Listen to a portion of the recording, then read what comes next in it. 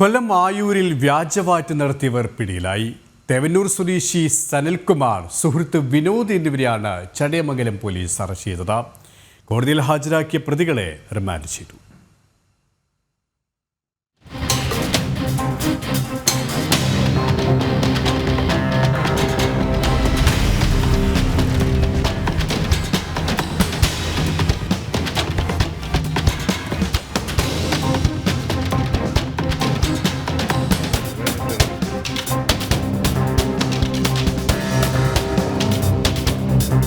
ആയൂർ കേന്ദ്രീകരിച്ച് വ്യാജവാറ്റ് നടത്തിയ രണ്ടുപേരെയാണ് ചടയമംഗലം പോലീസ് പിടികൂടിയത്. തേവന്നൂർ സ്വദേശി സനലിന്റെ വീട് കേന്ദ്രീകരിച്ച് സുഹൃത്തായ വിനോദ് കുമാറും ചേർന്നാണ് ചാരായം വാറ്റ് നടത്തി വന്നത്. രഹസ്യ വിവരത്തിന്റെ അടിസ്ഥാനത്തിലായിരുന്നു പോലീസ് പരിശോധന. പ്രതികൾ സംഭവ സ്ഥലത്ത് വെച്ച് തന്നെ പിടിയിലാകുകയായിരുന്നു. ഒപ്പം വാറ്റ് ചാരായവും കോടയും വാറ്റുപകരണങ്ങളും കണ്ടെടുത്തു.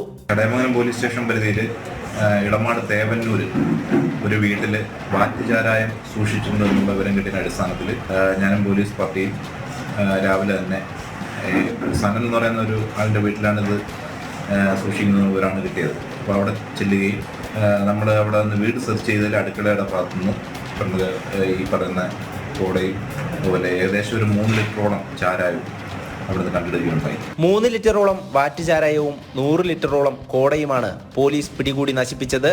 പ്രദേശത്ത് വിറ്റഴിക്കാൻ വേണ്ടിയാണ് ഇരുവരും ചേർന്ന് വാറ്റ് ചാരായം നിർമ്മിച്ചത്. പിടികൂടിയ പ്രതികളെ തുടർ നടപടികൾക്ക് ശേഷം കോടതിയിൽ ഹാജരാക്കി റിമാൻഡ് ചെയ്തു. ജനം, കൊല്ലം.